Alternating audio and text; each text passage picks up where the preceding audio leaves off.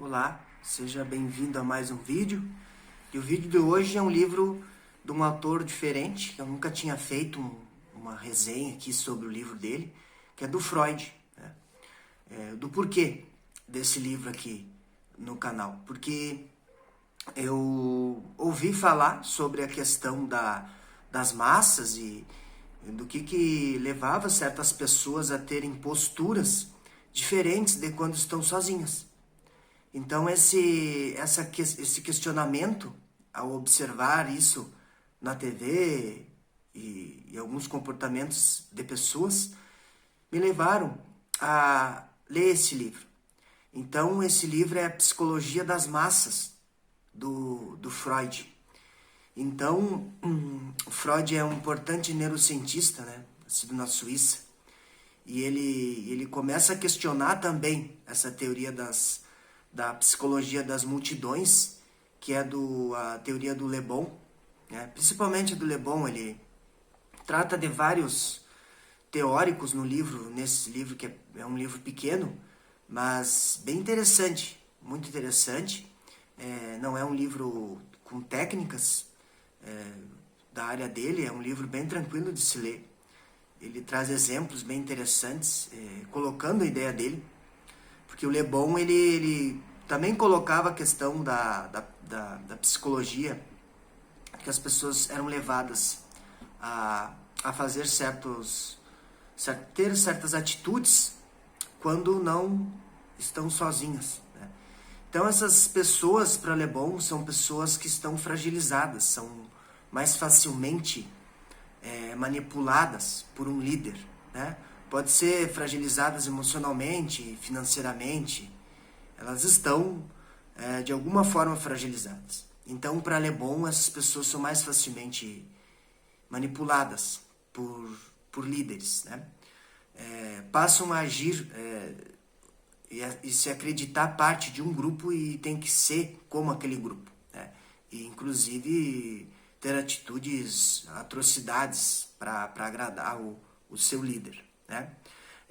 Eles têm a sua individualidade obscurecida em prol da coletividade. Então, a individualidade do coletivo é mais importante dentro de um grupo, quando eles se sentem pertencentes do grupo e abandonam sua própria personalidade, né? Tem até aquela frase: a voz do povo é a voz de Deus. Então, nessa frase está pautada a ideia das massas, da psicologia das massas. Porque o que isso quer dizer? O povo seria coordenado por Deus. Deus seria o chefe e o povo seria seu rebanho, né? Metaforicamente falando. Então, se eles estão dizendo, é porque é. Então, o que não é correto pensar, porque esse é um determinismo, né? Se o povo sempre pensasse da mesma maneira, nós estaríamos dentro das cavernas ainda, até hoje, e não teríamos instrumentos que hoje nós usamos. Então, nós não evoluiríamos. Então, há grupos, sim, só que esses grupos têm costumes e hábitos, vícios, né? E existem outros grupos que têm hábitos diferentes. Então, essa troca é salutar, porque um que faz ferramentas para agronomia e outros ferramentas para tecnologia, por que não podem conviver juntos, né?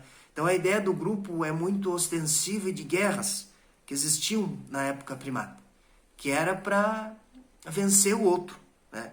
Hoje nós vivemos tempos que nós não precisamos vencer os outros grupos, né? Nós podemos aprender e construir junto com os demais. E quanto mais se juntam, melhor, em prol de um mesmo fim. Mas não quer dizer que o outro se esteja errado, né? Então, pro Le Bon, tem uma característica importante: para ele precisa de um chefe. Esse chefe, independente de personalidade, ele pode não ter dignidade nenhuma, mas se ele tiver uma personalidade muito eficiente, ele consegue conduzir o grupo.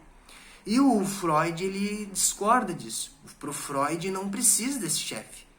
Não precisa de ter um chefe. Basta que exista pessoas de interesses comuns, né? Que o Freud, para ele, existe a consciência e o inconsciente. A consciência é aquilo que a gente demonstra para as pessoas, né? E o inconsciente seriam aquelas ideias, aquelas concepções que estão guardadinhas aqui dentro. Eu não mostro isso para todas as pessoas. E então, quando eu estou em um grupo que tem as mesmas afinidades, eu demonstro aquilo. Eu já tenho uma predisposição sobre alguns comportamentos que, quando estou num grupo afim, eu vou manifestar aquilo que eu já tenho no inconsciente, que é algo que, para Freud, a gente não manifesta sempre, todo momento, essa parte do inconsciente, né? Nós mostramos mais o consciente, que é aquela parte mais superficial do nosso comportamento. Então nós temos um iceberg. O iceberg, como todos nós sabemos, tem uma pontinha que se mostra para fora do mar, né? É aquela pontinha que nós mostramos de personalidade, de individualidade, do que a gente pensa, né, para os demais. Mas existe mais de 90% do iceberg que está submerso. E essa parte submersa é a parte do inconsciente, que é toda aquela bagagem de experiências que não demonstro tão facilmente assim. Precisa ter certas circunstâncias favoráveis para que eu possa demonstrar aquilo que eu penso, né? Então, num grupo afim, isso é propício de mostrar.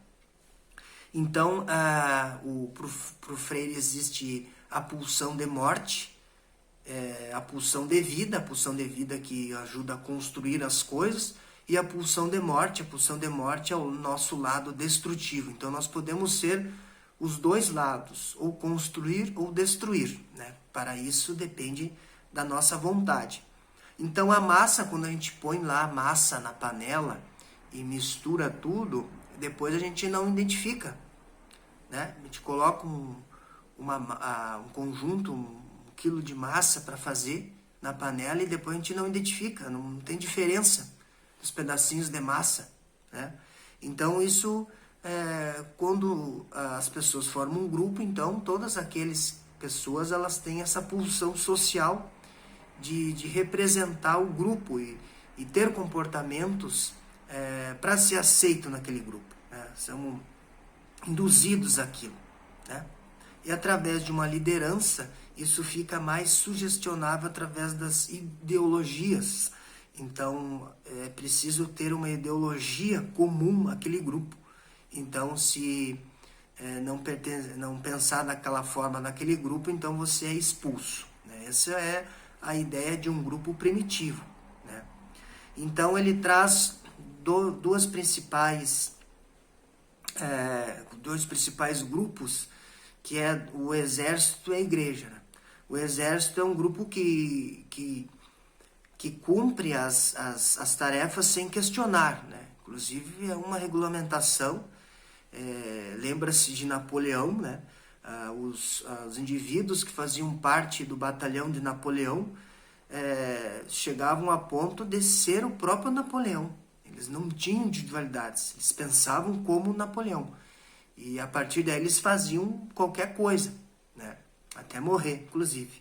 O que aconteceu com a igreja também, com Jim Jones, né? Jim Jones induziu centenas de pessoas à morte, né? Por uma crença religiosa, porque as pessoas acreditavam cegamente.